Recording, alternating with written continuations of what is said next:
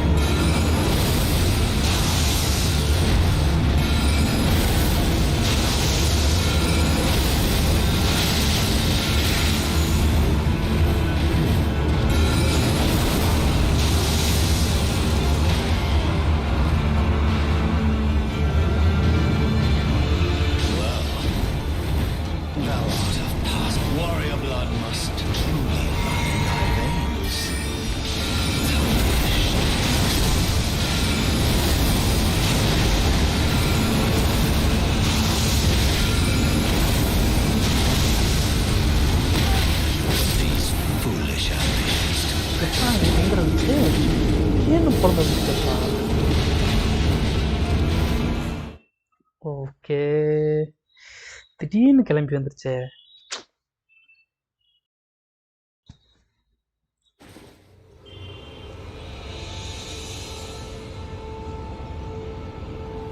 எப்படியும் ஷீல்டை யூஸ் பண்ண போதில்ல. ஷீல்டை தூக்கடா சீட்டு.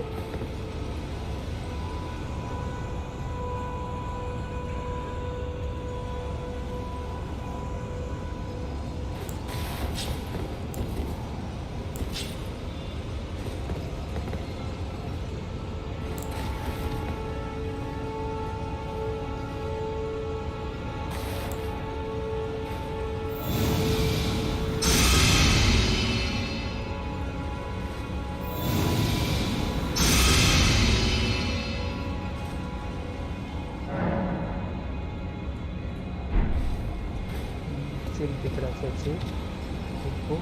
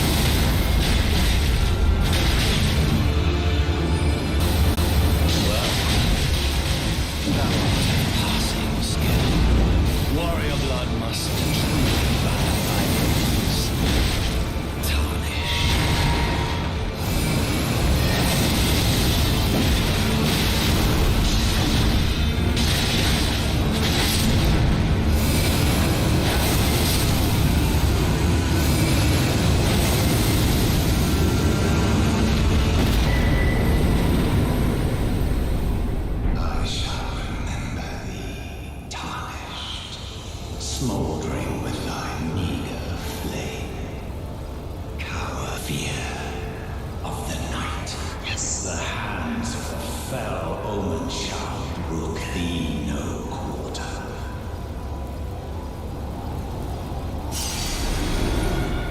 I won! I finally won that.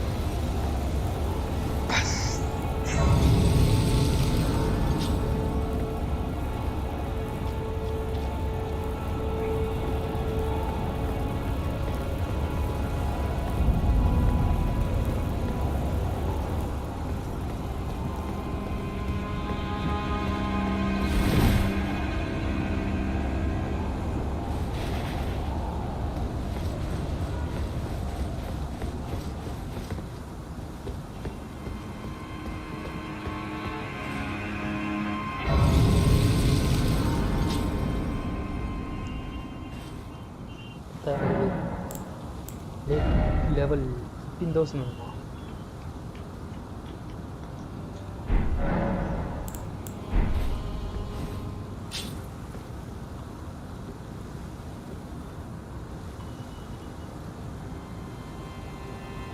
Best சூச்சு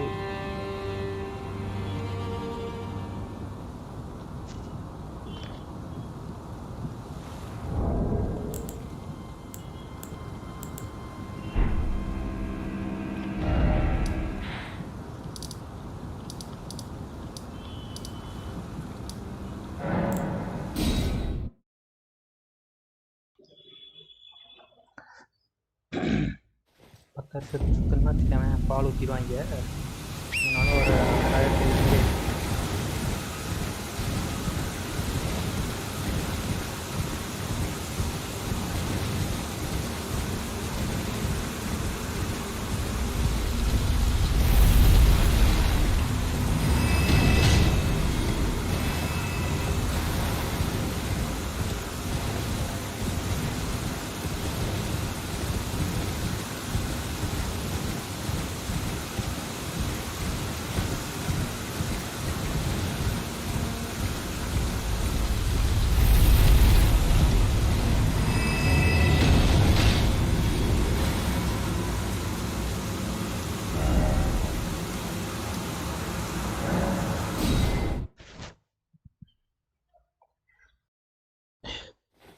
Yes.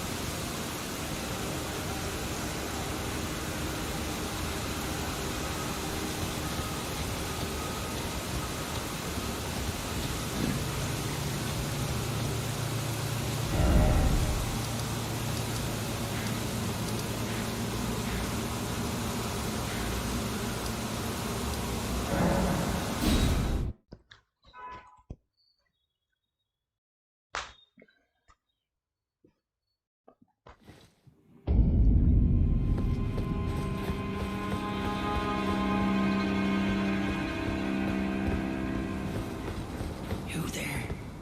Come over here, would you?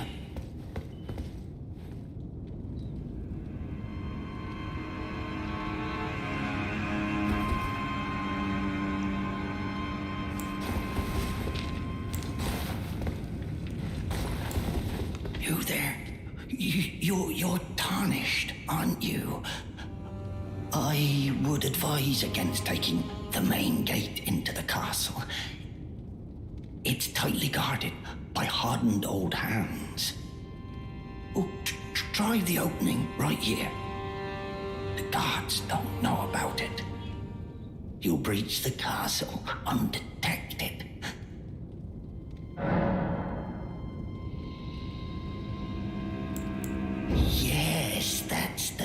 spirit. You're just the kind of tarnished that I like. I pray for your success. Use that opening to breach the castle. The guards haven't a clue about it. You'll slip right inside undetected. Yes, that's the spirit. You're just the kind of tarnished that I like. I pray for your success.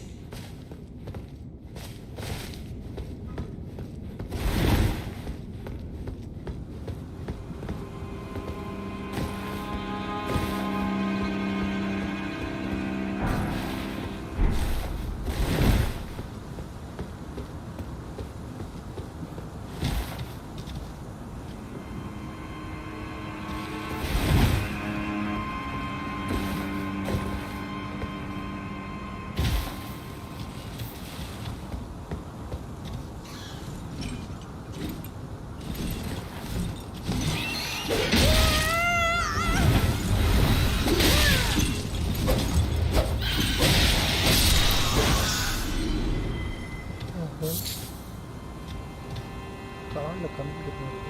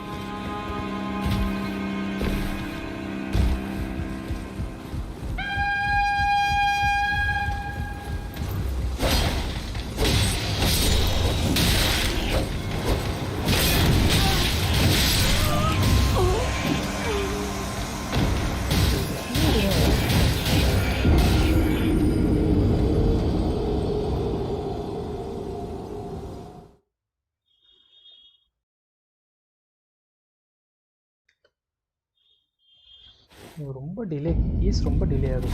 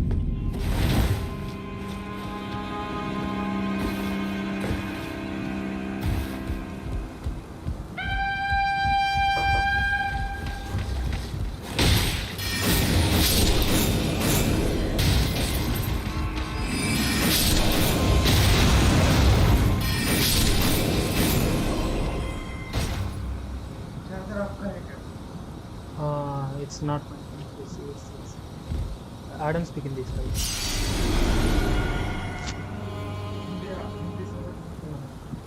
English or That is useful. You can use it.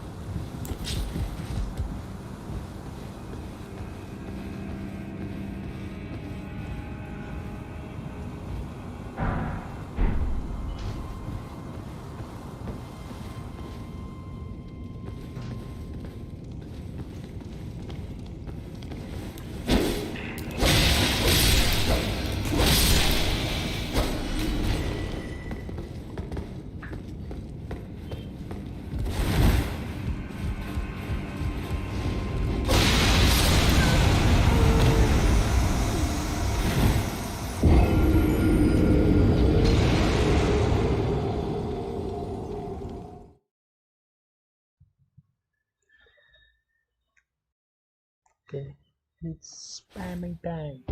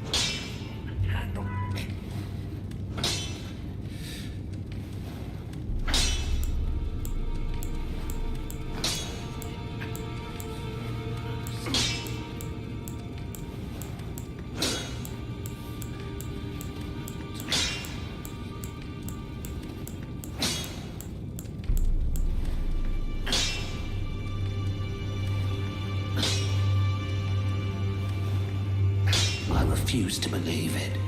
I don't doubt you, but I know when something's too good to be true.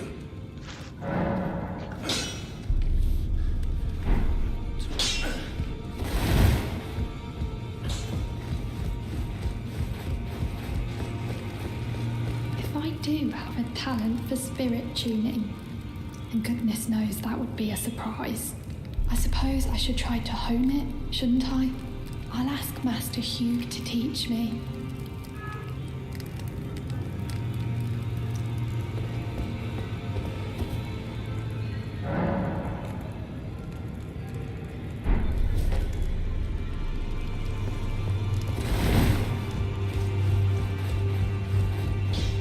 Good to see you again. Thank you very much. I have you to thank, don't I?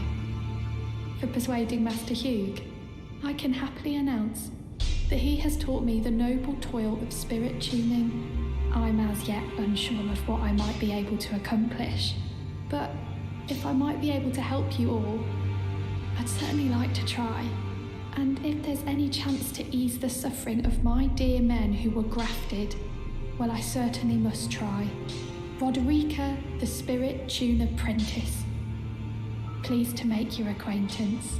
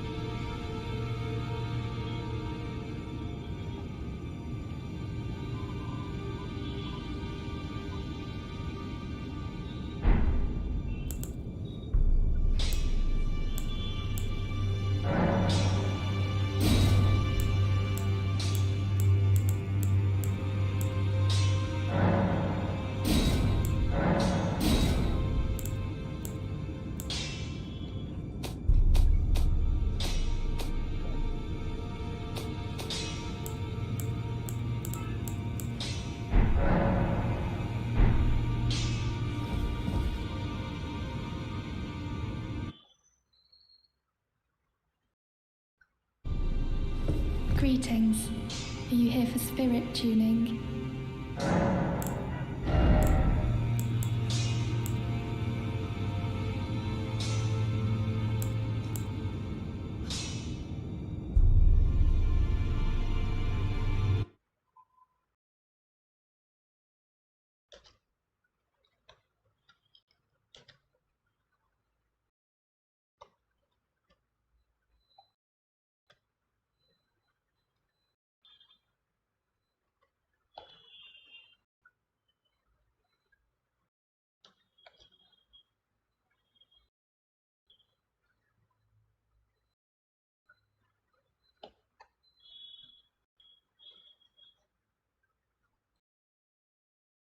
Yo, what's going on guys? Arix here. Welcome back to another video for Elden Ring. And in this one, I want to put together a quick guide on how to get an unlimited supply of Ghost Glovewort and Grave Glovewort. These are the items you need to upgrade your spirit summons. So if you want to make them more potent, you are definitely going to be wanting these items. So if you guys do enjoy this, you do find it helpful, a like would be super appreciated. Comment down below if you have any questions. And of course, be sure to keep it locked for plenty more Elden Ring. So to begin with, we're going to be starting off with the Ghost Glovewort, which is the item you need to strengthen your renowned ashes, i.e. things like the Mimic Summon, other things like that. For this, we're going to be going over to the Nokron Eternal City. Now, I have done a couple of videos recently speaking about other things you can get in Nokron, and I've gone through how to access that. If you have not got to Nokron yet, I will link the Moonlight Greatsword video in the description box down below. Super top level, you do need to have defeated the rune boss Radan in the bottom right hand corner of Caelid. That, of course, is a mandatory story boss, and in doing so, it allows you to venture underground to Nokron the Eternal City. If you want a guide on how to get there, again, check out that video because I give you a complete walkthrough. But assuming you have access to this location, you can then fast travel to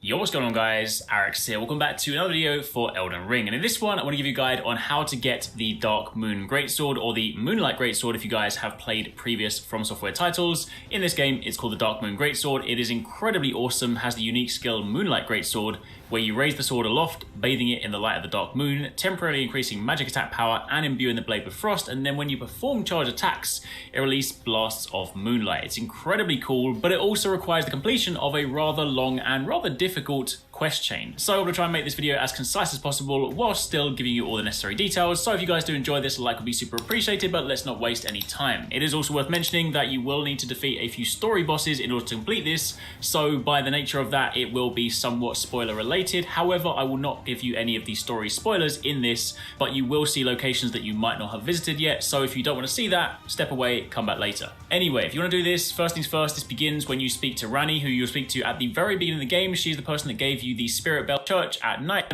You will need to have defeated the second boss, Renala. Once you've done that, you will of course then need to make your way up to Leonia. You will need to have defeated the second boss, Renala. I will not show you the boss, but you will need to have defeated her, who is of course over in Raya Lucaria Grand Library. And then following that, you'll then need to go to the western part of Limgrave and work your way up this side sort of channel, and which is where they to them they do her.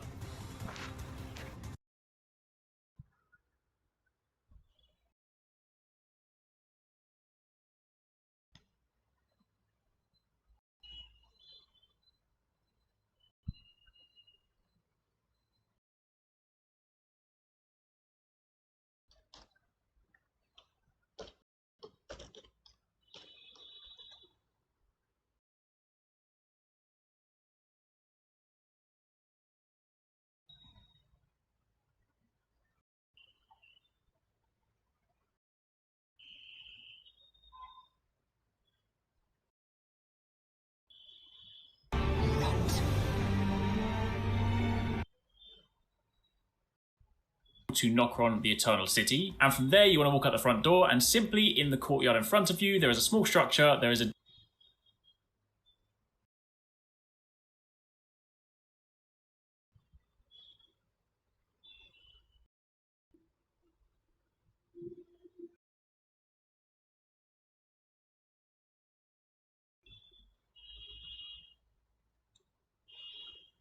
What's going on, everybody? So obviously Elden Ring is officially out now. If you couldn't tell, I'm only about 7 hours in right now, and let me tell you, Elden Ring, that was yesterday. I'm only about 7 hours in right now, and let me tell you, Elden Ring is fucking awesome. I'll pretty much be live streaming this game anytime I'm on it, so that's pretty much every here on out will be on the final version of the game. No more network test stuff unless I really do want to go back and just look at some other things. Now, before anyone gets too worried, this video has no spoilers for the story or bosses or anything like that. This is just something I wanted to show everyone because it's pretty fucking useful at the beginning of the game. So one thing that was very clear to me in Elden Ring right at the beginning is that getting levels is a lot harder, in my opinion at least, than the other games. Killing regular enemies just, you know, it wouldn't give you much. It'd give you like 30 souls or runes, I guess. And the bosses early on in the game, when you kill them, you don't really get much either. Now, this was a huge problem for me because there's a lot of new stuff I wanted to use, but I couldn't. Of rune, one with a checkpoint close to it, and one's not farming. That today, since this is cool. If you're interested, go, we'll talk about troll abuse. So in around 7 hours, the best spot I could find for farming levels is at the Ruin Cellar waypoint. With this farming method, you will get 2,000 runes per run, which makes it perfect for early game farming. For later on in the game, probably not so much. In reality, the farthest I would go with this spot is probably level 50. Later on in the game, 2,000 runes per run is just not gonna cut it. On stream, I only used this spot till around level 38 because, you know, it was probably boring for people to watch, so I didn't really want to farm too much. Anyways, the only requirement to unlock this spot is beating Pumpkinhead. He's in the exact same spot as he was in the network test, and so is Selin, by the way. Anyways, once you've beaten Pumpkinhead and unlocked his checkpoint, you can then begin farming. All you want to do really is just run out of the cellar, go to the left, and there should be 2 trolls carrying a cart. Now you might be thinking to yourself, you know, what's the difference between these trolls and some trolls in the wild? Why do I want to farm these trolls specifically? Well, the reason is, for some odd reason, these trolls barely ever fight back, especially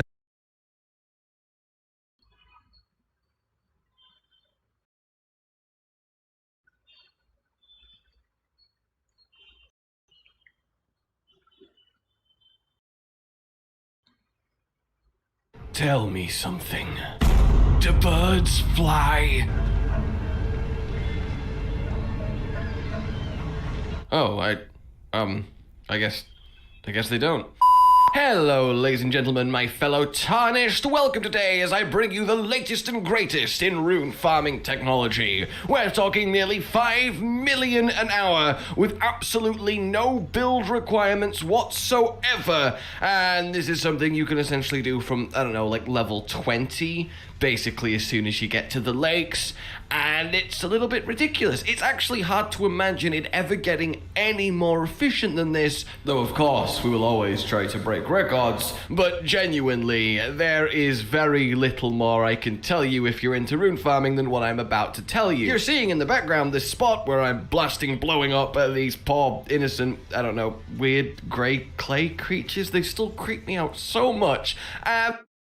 Hello and welcome back to Rage Gaming. My name is Hollow and once again I have a rune related video for you. How would you like to really increase the amount of runes that you get every time you do something through the combination of a rune increasing talisman and also a rune increasing item? We are talking of course about the gold scarab, which is a pretty solid 20% permanent rune increase while wearing it, and we're of course talking about the gold pickled foul foot, which is an even big and craft one to go get started with the guide. Alright, so for the consumed scarab, we are going to want to go to the abandoned cave right here, which is kind of in the middle of Caelid or the Demon Desert. It is up this ravine. It's actually a cave up high on the side of it, and I'm going to show you exactly where in a sec. The bonfire that I recommend is the Smouldering Wall. It is the nearest grace that we... Elden Ring is an expansive game that tells you literally nothing about where you're going or what you're doing, just like Gandalf in The Hobbit. Here are the major mistakes in Elden Ring that you need to avoid. I'm going on an adventure! Hey, this video is sponsored by you. Be sure to... Good stuff. Let's go. First, we'll talk about tracking your progress. It's a bit of an umbrella topic. And first off, Elden Ring does have a map, but there are very, very few map markers. It's your mission, should you choose to accept it, to mark NPCs that you find, bosses that you found and haven't killed yet, and the wandering vendors and other locations of interest that you may find throughout the world. Make sure that you're talking to these NPCs every time you come across them, and also exhaust all of their dialogue options. Sometimes you'll have to talk to them twice and press the talk button again, or even 3 times to get all of their dialogue out. Sometimes the conversation will just end, but they do have more to say. It's well worth getting all of this dialogue out because there's lots of information that they can tell you, as well as quests that they'll give you, but there isn't actually a quest log. So in this case, if they do give you something, I would recommend to start some kind of a journal or write it down and say, you know, this NPC here asked me to find X thing over here, or they wanted you to talk to someone else, and then make sure you return to them once you've done that, and then you can continue on in that quest. The closest thing to quests, I guess, is that some of the vendors will have notes that you can buy. These are relatively cheap, so it's well worth buying them every time you come across them.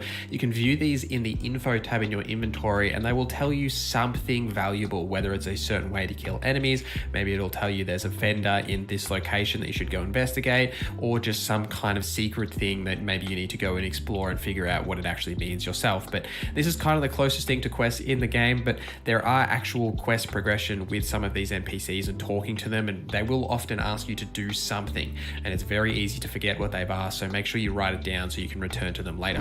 Next is Stormvale Castle. Now, Elden Ring has a critical path, like that golden line that you see on the map, and that first critical path really sends you to Stormvale Castle. The game kind of loosely shoves you in that direction. It's the first landmark you see and kind of points you to go there, and the first boss just to get into Stormvale Castle can be quite challenging, and that's before you've even entered the castle. I would recommend not to enter the castle, or even try really in the very beginning. You're missing out on tons of good gear and bosses and upgrade opportunities by exploring first. I would highly suggest to explore all of Limgrave and the Weeping Peninsula before tackling on Stormvale Castle. This will net you all kinds of gear that you'll find, as well as runes to just level yourself up, and it'll really help you understand the game and its combat mechanics. The game throws you right into that boss, and it's much better to explore first and I've always found with Souls games that there's like this moment where it just kind of like clicks and then you fall into this rhythm and everything just makes sense. And Elden Ring makes this process so much easier by allowing you to explore and tackle those different mini bosses and areas like the catacombs and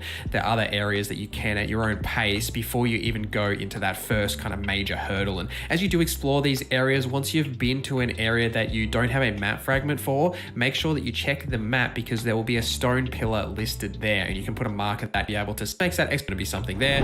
And that leads us into our next point, which is upgrading. In Elden Ring, the primary way to upgrade yourself is by farming the runes and leveling up and choosing where to put your stats. And by the way, you should focus on just leveling up 2 to 3 stats. Don't try and spread across the board, as you won't really be good at any one thing and that can really hinder you the further you get into the game. But what I realized after some time is that your weapons actually are the major increase to your overall damage, or I guess combat power in a broad bracket of term. You should be upgrading them at the smithing table, and later you can do this at the round table hold as regularly as you can. This will give you significant boosts to your overall damage output. You should also check the Ashes of War, as you can change the attribute scaling on weapons with different Ashes of War, as well as change the damage type that that weapon does. So you can really min-max a little bit with the Ashes of War. They can benefit you in other ways than just simply using the Ash of War as its ability itself. If you want to farm the smithing stones that you use to upgrade, the best way to do this is go to the Limgrave tunnels. This is located behind that big scary dragon in Limgrave. This mine has tons of ore deposits on the walls that you can get the smithing stones from. There's also lots of enemies in here that will drop smithing stones. You don't have to worry about the boss at the end. You can kill them if you do want to, and I mean, why shouldn't you?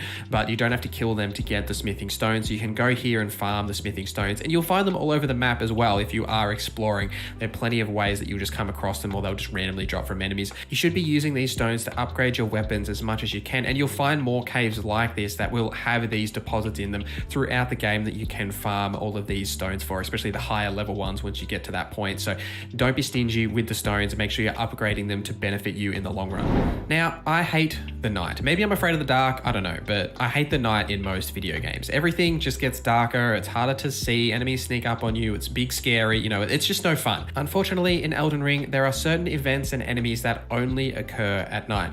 It's funny that it's kind of like Dying Light, where we just finished talking about Dying Light, but there are certain things that occur at night, and the most early example of this is the Knight's Cavalry mini-boss that only spawns at night just near the gate front area if you are trying to find them. You can pass the time at any grey site, and you can also check your map as well to see what the time of day is in the bottom right hand corner. There are other effects at night that will happen as well. Your stealth is improved than during the day. Enemies seem to be less aware of you. Their cone of vision is smaller at night, so you can do more stealth opportunities here if you do choose to. It also seems to affect just the general wildlife around. You're going to see a lot more bats at night just kind of roaming around the landscape than just your typical animals that you will see. Enemy patrols and their locations seem to be adjusted. Things are more sitting around campfires than wandering around. Things change at night, and it's well worth exploring and just seeing what is different. If you have even been to an area before and spent tons of time in there during the day, you may find something new at night. Our last big tip is the round table hold, and this is an area that is unlocked after you've completed a fair bit of exploration. I believe you have to see the first boss in Stormvale Castle. I don't think you have to kill it, but let me know in the comments if you know the exact specifics of how to get this event to trigger. But basically, something will occur. It's very simple. It just go to a grey site. We can use to get to it, but it's not really a big deal. However you want to get here works. Now, as we head there, I want to tell you a couple things to be wary of. This is a blood rot cave, so there's going to be a lot of blood rot to deal with. If you have anything that increases your immunity to that, then that would be great. The mottled necklace, for example, gives me extra immunity on a talisman. There are armor sets that can give you better immunity. But to be honest with you, if you've got some of these preserving boluses, which, you know, remove the build-up, that's kind of all you're really going to need. And plus, you can run through and heal if you have enough flash to do so with. Anyway, here is the abandoned cave. Across that ravine. I did take a bit of damage, but it's okay because we're going to run down here and immediately get a grace anyway. The usual backstep all when you're in this goop, because you'll end up causing, because I want to activate. It's going to be great here. Someone's ranged as well. Moving along, avoiding fool. All right, so coming around to the right, I'm going to just, and just down here at the end of this cave, here we are, the boss fight. Not too bad, right? As I said before, there's going to be 2 enemies, 2 bosses. Here's my mix summon to help me out. And let's go ahead and clean up the last one. Oh, you know what? My mimic can do it on his own. God, that's a good summon. If you're interested in that summon, definitely recommend you check out my video on the Mimic tier summon. Anyway, there's the gold scarab. Let's take a look. The statistic on that is actually 20% extra runes while wearing it. Not too shabby at all. Now, we could just go continue farming runes with just the scarab and that would be fine. But there's another way to increase the amount of runes you're getting using the gold pickled foul foot. Them to take your time with an actual bow. It's not a big deal to do so. Great things, such as the parrying dagger. Just below that Erd tree, actually, is a pond. And that is exactly where you're going to want to go to find fireflies. So here we are at the pond, just to the southwest of the minor Erd tree. And in that pond, alongside quite a few of these fellas, is these glowing gold fireflies.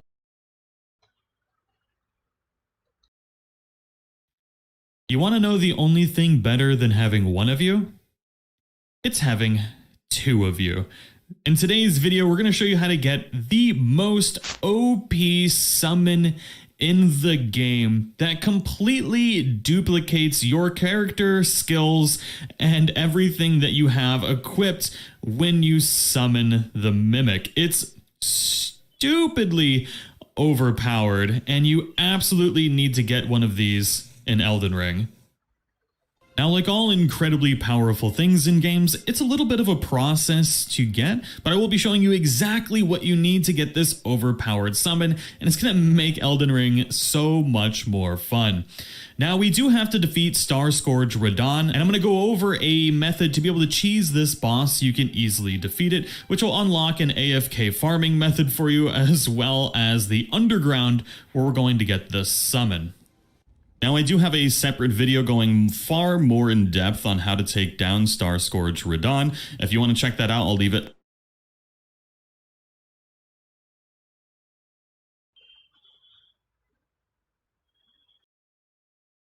And this is, like, the spot. It's so many runes. Well, I'll tell you the method, as I imagine you already know how to get here. Foremost, it's as simple as this. You stand up from the grace, you move to the edge of the cliff, angry with 1,000 straight away. As you stand up, what? And then you repeat. And I do mean you repeat straight away. 100 runes off the cliff, dies, gives you 13,200 runes, and then you repeat. And I do mean you repeat straight away. You don't even have to watch or wait for him to fall and die. Stand up to be a tiny bit inconsistent if you manage to reset the grace too quickly, but you certainly don't need to stand around and watch him fall, so just, quite frankly, seconds, which is, of course, you won't get that down below. Just firing game. Early, farming the guy, and go to the church image of the... I will quickly tell you.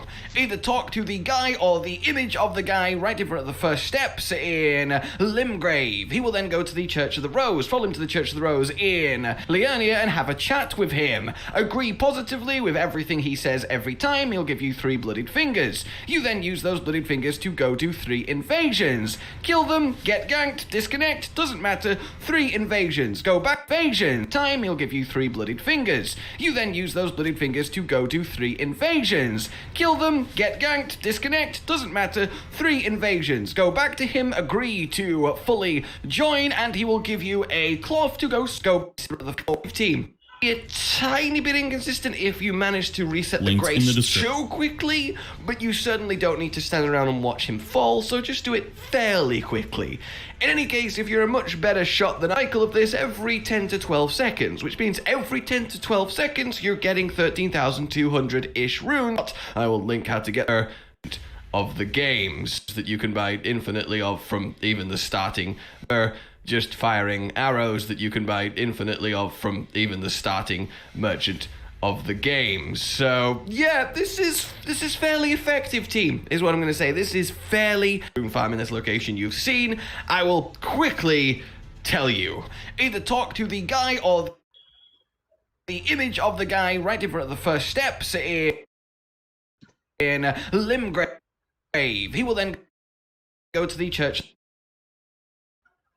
Image of the guy right in front of the first steps in Limgrave. He will Then go to the Church of the Rose. Follow him to the Church of the first steps in Limgrave. He will then go to the Church of the Rose. Follow him to the Church of the Rose in you.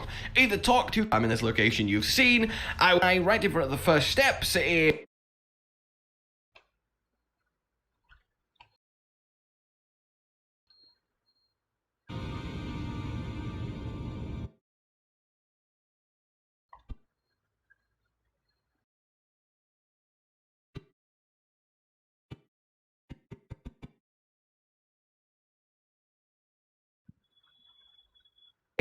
Limgrave.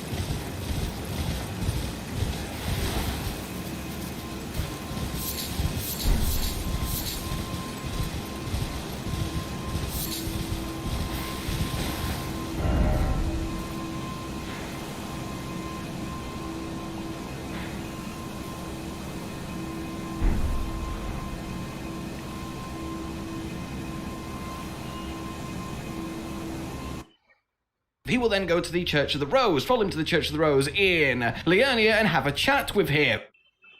Go to the Church of the Rose. Follow him to the Church of the Rose in steps in Limgrave. He will then go to the image of the guy right in front of the first steps in Limgrave. He will then go to the Church of the Rose. Follow the guy right in front of the first steps. Tell you. Either talk to the in this location you've seen. I will quickly tell you.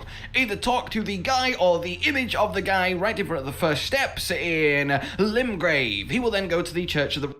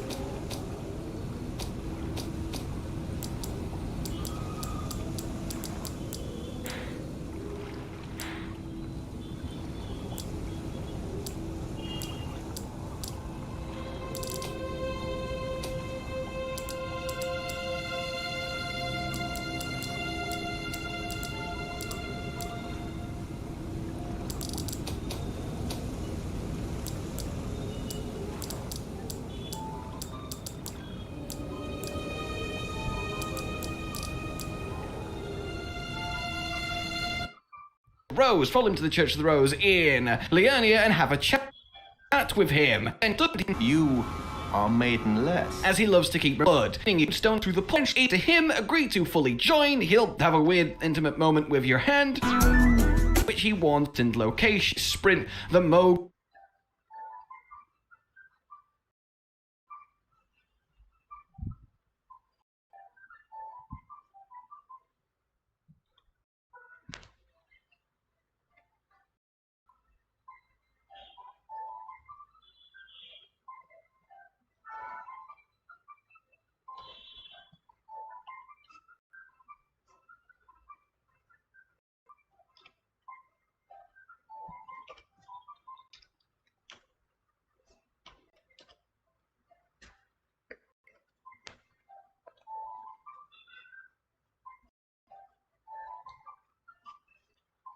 Yo, what's going on, guys? Eric's incredible summon. This one is the Crystallian Ashes, and of course, if you have fought one of the Crystallians, you will know they are kind of like impenetrable walls, at least when it comes to slashing damage, which makes them a fantastic summon because they are basically like a tank. If you need something to just survive a number of hits, provided of course the enemy doesn't do striking damage, then this thing just does not die. So if you guys want to grab this, here's a quick guide. If you guys do enjoy this, a like would be super appreciated. Comment down below, let me know which summons are your favorites so far, and of course keep it locked for plenty more. Fort Faroth, and we're gonna be so if you want to get this, what you need to do is turn your attention over to Caelid. You want to go over to Fort Faroth, and we're going to be making our way over to this jump, of course, and bait for this sword, and inside here, Stallion enemy for the can down to the second. Off go, my friends, is all you need to do. Again, if you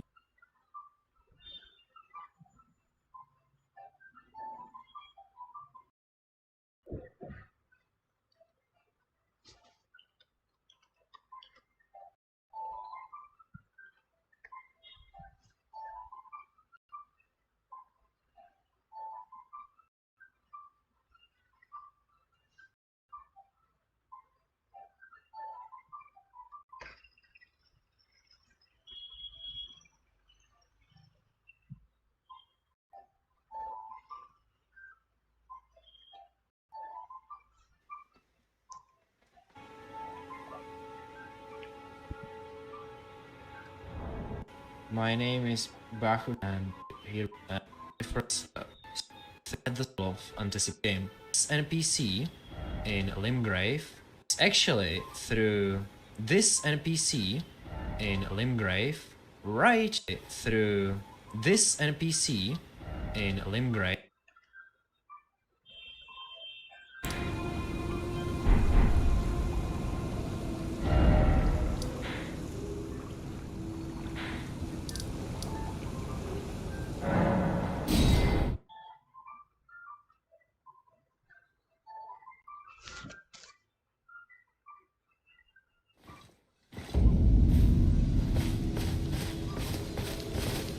Oh, well done.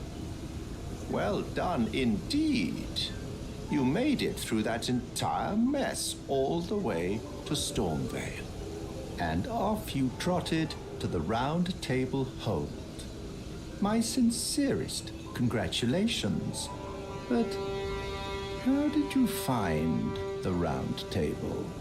Oh, you don't have to say it. Before, the Round Table was chock full of venerated warriors, but now it's home to puff chests and has-beens. I fear you've been terribly disappointed. I don't blame you. But still, the Round Table has its perks. Why not earn a seat? Fly straight and true, so to speak.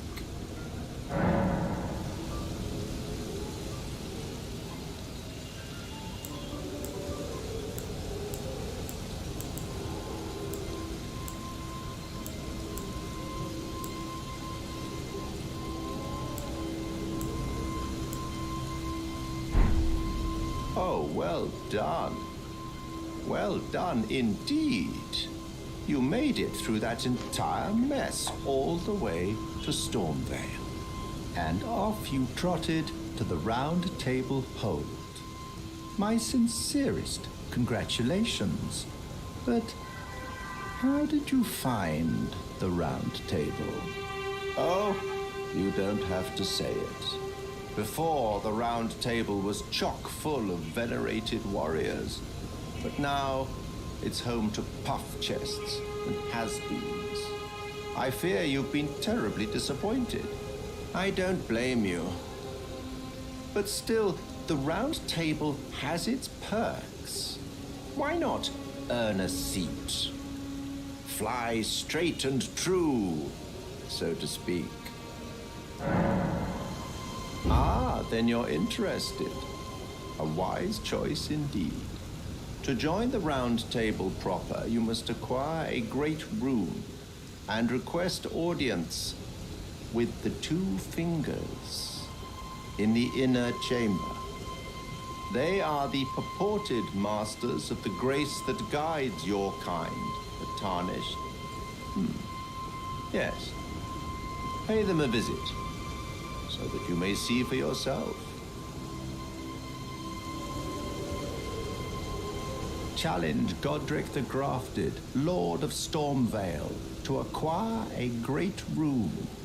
Decrepit he may be, but a demigod he remains, and of course, an inheritor of a great rune. Worse yet, I hear old Godric's acquired a ferocious new toy to graft. So, prepare for the worst. What's the matter? Aren't you supposed to be earning your place at the Round Table Hold? Then you must face Godric the Grafted, Lord of Stormvale. For without a great rune, you will not be granted audience. With the 2 fingers in the inner chamber. What's the matter? Aren't you supposed to be earning your place at the Round Table Hold? Right at the start of the game. After you leave the Temple of Anticipation. So, he, the white-faced Vare, will be the very first NPC you speak at the beginning of the game. And normally progress through the game until you defeat the Godric the Grafted.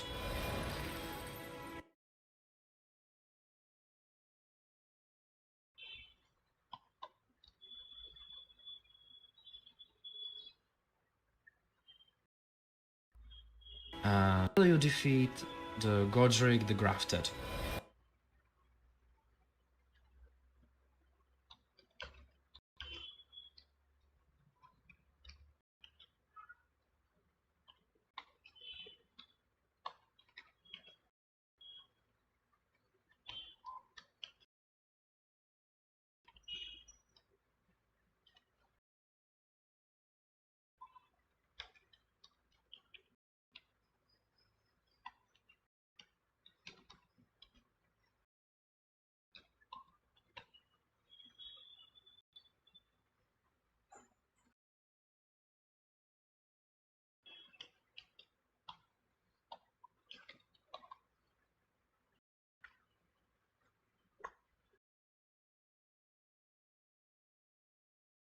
Godric the Grafted is the ruler of Stormveil Castle, the first legacy dungeon in Elden Ring.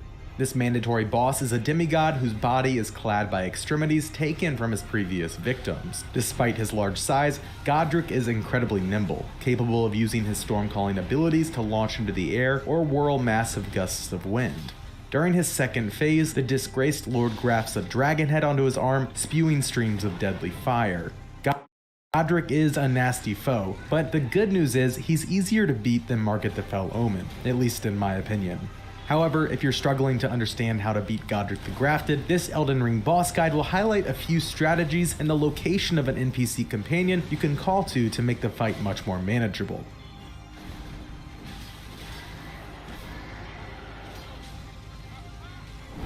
Depending on the route you take through Stormveil Castle, it's quite possible to pass by the biggest boon you'll have in the boss fight. Nefeli Lu is an axe-wielding warrior you can call upon in the battle against Godric the Grafted. However, you'll have to speak to her before her summoning pool will appear by the Fog Gate. To find Nefeli, head down the large steps opposite the Fog Gate at the secluded cell Site of Grace. Run past the two guards accompanying the giant troll and follow the cobblestone street, being sure to grab the golden seed in the courtyard along the way so you can add another charge to your flask. After the road bends, duck into the doorway on your left and discover Nefeli standing over the corpse of a Stormveil knight. After speaking to her and exhausting all dialogue options, you can now call Nefeli to your aid before beginning the Godric the Grafted boss fight.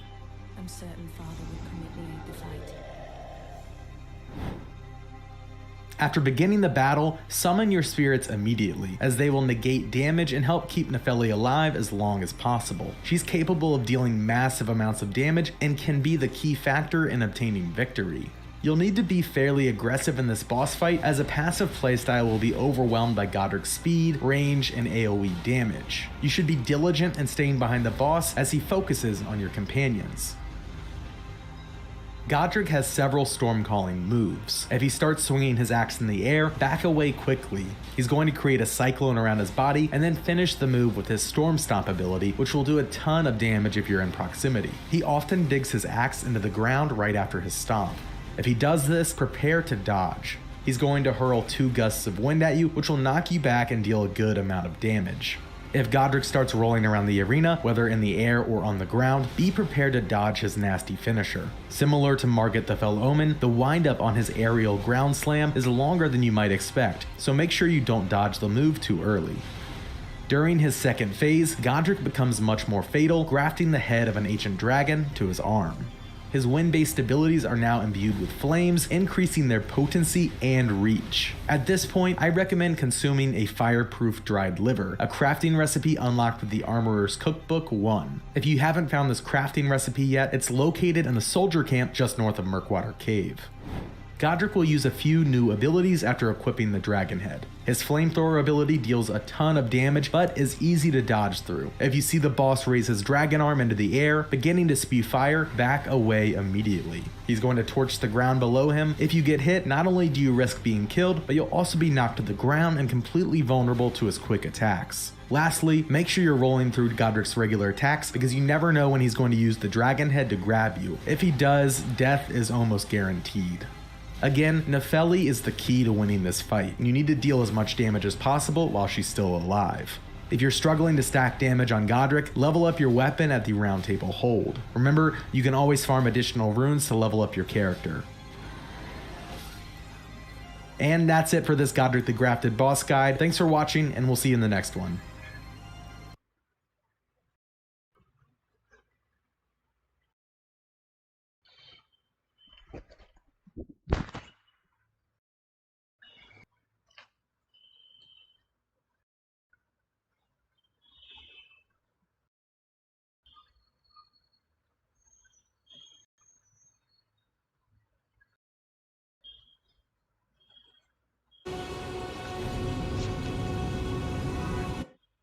Hello and welcome back to Raise Gaming. My name is Hollow, and today I have something very special for you. We believe we have found the strongest summon in Elden Ring, based on what stats you are able to quit to. That is the summon. It is incredible. You are able to summon. So if you have a particularly strong weapon art, like I do, this can happen. Look at him go. He's gonna AoE them all down. Oh! He's going again! Look at the damage! Oh my god. He's going again! Oh my god! You can do it! One more flip! No!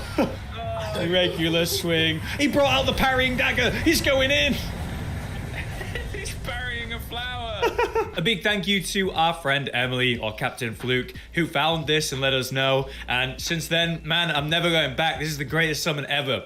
This is incredible because it consumes your health instead of FP. Meaning, if you are a build that is not using spells and leveling mind, so you can't use the awesome summons that require over 100 FP, well, hey, you can just sacrifice some health. It's just one potion, right? Not only is this whole concept extremely strong, but it also has a heal, and it's also very evasive compared to your usual illusions, so it's quite survivable. You could build your own mimic how you like. So naturally mine is holding the exact same equipment I'm wearing and the build I'm running, but before we actually go into the fight, I could change my equipment to something that I can use using my stats and have him do something completely different. So this is an extremely survivable, extremely effective, extremely versatile summon that costs health and not FP, so anyone can use it. It's ridiculous. I genuinely believe this is the strongest summon in the game right now, and you're probably wondering, okay, how do I get it? Let me tell you. We are talking about the Mimic Tier Ashes, or the Mimic Tier Spirit. This is a legendary Ashen Remains, really emphasizing how good this is, and of course it is in the special category, meaning if you want to upgrade it, it will not take regular Glovewort, it will take Ghost Glovewort, which is sort of the higher tier, more rare level of Glovewort, but you can still get these in Catacombs like any Glovewort. You also find this in super endgame content, especially these higher levels like 8 that I need right now. Now the main requirement for this Spirit Summon is going to be progression of the game. You must come to Caelid, the Demon Desert, and you must come defeat the main boss of Red Main Castle.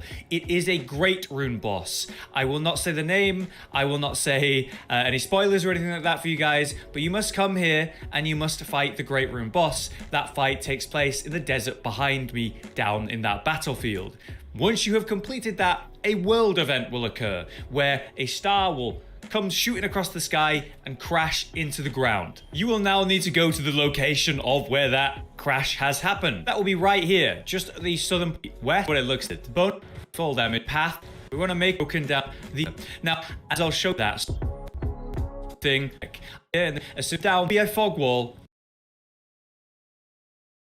Description below, but essentially we need to head into Caelid, following this road all the way down until you get to the Caelid Highway South. From here, you're going to head just a little bit farther south to the Cathedral of the Dragon Communion. But I will be showing you exactly powerful things in games over. We do have to defeat Star Scourge Radahn, and I'm going to go over a farming method for you. Now I do have a, if you want to following the from here, something called Rotten Breath. You're so good. Scarlet Infant to be able to be a healer. And then from here, we're going to hop on our horse. We're going to run in and pick up this last friend. And now we do have our finger seal equipped and we have Rotten Breath ready to go. We're going to be patient and wait for an opening behind Radahn to run in and apply one level of this Rotten Breath. We need to apply 2 of them. So do it and then run away, because sometimes this will cause him to aggro you rather than the friends. And the goal is to just keep running from him until he starts focusing on your friends anymore. Basically, this is a game of sacrifice. We're sacrificing our friends. If you want to check that out, I'll leave it linked all the way. What's going on, everyone? I appreciate y'all coming here and checking out this Elden Ring video. In this video, I'm going to be showing you one of the easiest ways to defeat Star Scourge Radahn, and this isn't going to require any exploits to be used, nor is it going to require any insane weapons or armor. The strategy is slow-paced, but it does get the job done. I just recently went over in a previous video how to start the Festival of Verdun to be able to fight this boss, as well as what we get from defeating him and what we have to do with what we get. So if you're curious about any of that, I'll have a link to that specific video in the description. Feel free to check that out sometime. But yeah, let's go ahead and get into all of this. So when we start off the fight, just immediately start running this way and use the weapons that are on the ground to block his distance attacks on this part. Anyways, once you get over here to where there's a bunch of weapons laying around, just head toward these two summons right here and then immediately run back behind the weapons and then head back out and summon Blide. Once you got Blide, just immediately try to find cover to dodge his next attack and then immediately start running this way.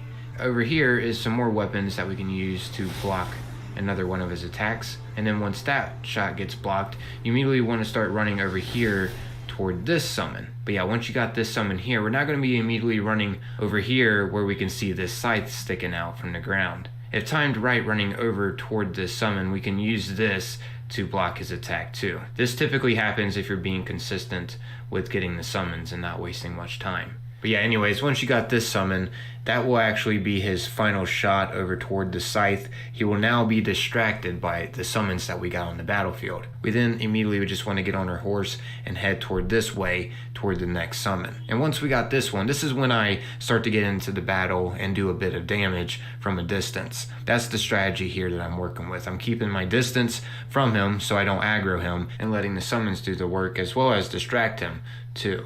While they keep him distracted, we keep attacking until, of course, he starts coming after us. That's when we want to, run from him and let our summons catch up with him to, once again, distract him. Now, if we do start seeing some die, which we will, we want to immediately start looking around the transparent flags that we see around this area. The, ghost white flags around. Yeah, these flags are where we're able to summon at. And if a champion has gotten taken out, you are able to resummon them. You just gotta look around for where you are able to. That's why I was suggesting to start searching for summons again when you start seeing them die. You don't want to risk it and you be the only one on the battlefield, because then, you are the target. And he does an insane amount of damage to you if he hits you. Over a